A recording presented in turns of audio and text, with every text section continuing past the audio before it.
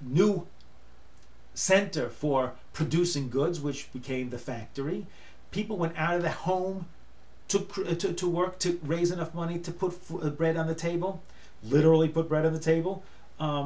And so, but the people who were working in the factories weren't the people who owned the means of production. Those were the industrialists. They were workers and they were industrialists. Marx's terms for it were the bourgeoisie, which are the ones who owned the means of production, and the proletariat. The proletariat were the people who actually worked, and the only thing that they could sell was their manual labor. The produce, the end result of that manual labor was not owned by them anymore, which was different from what happened prior to the Industrial Revolution. Whoever actually put his hands to the raw materials to make something owned it until he sold it. If you were a potter, you took the clay and you made it into a pot and put it in the kiln, and then you went out and sold it. You had that pot to sell.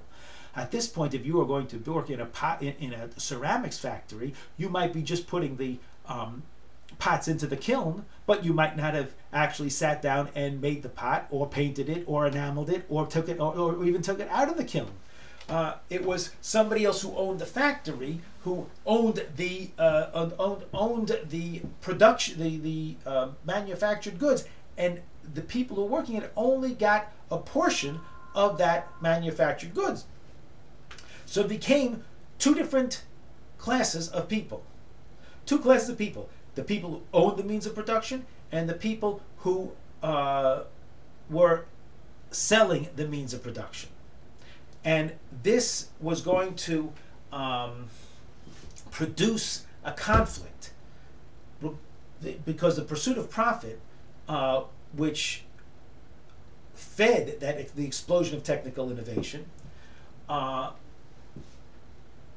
would inevitably force, because you have to cut costs. And if you have to cut costs, you're going to try to keep the wages as low as possible, because there's only 24 hours in the day, and so in order to get as much out of the worker as possible for the least amount of money, you have to keep him at starvation wages. But people don't want starvation wages. People want to live a little better life than that.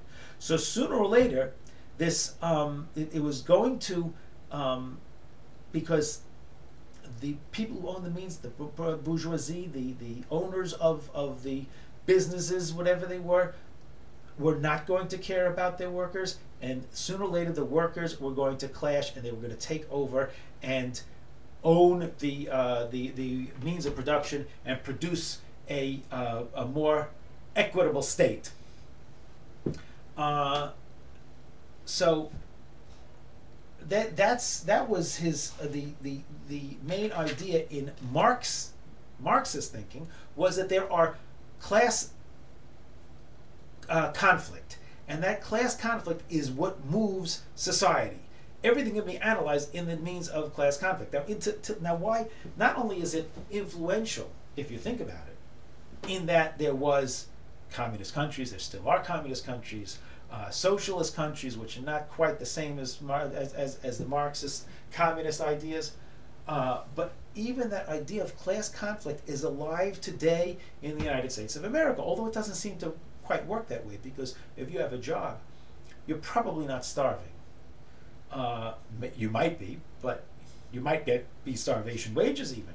But there's not, we're not living on that type of level where we're going to inevitably have a rebellion against those people who own the means of production. It doesn't seem to be happening in today's American society, although Marx would have thought that it would have had to happen. So that's Marx. The next person we need to talk about, seeing this is sociology, is Emil Durkheim, who is also one of the progenitors of sociology. And his idea was not the idea of class conflict, or class conflict. Rather, we might say that the terminology that he used was something called how the division of labor affected what he called solidarity. Interesting that solidarity thing is everybody coming together, but that's exactly what it was. It was sort of like that people were connected to each other through the division of labor. One needed different areas in order to work together and form a whole.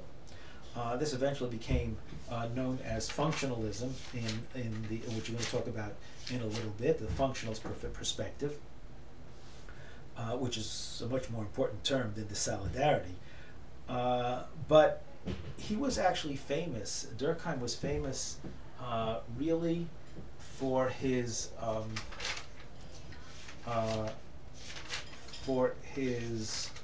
work on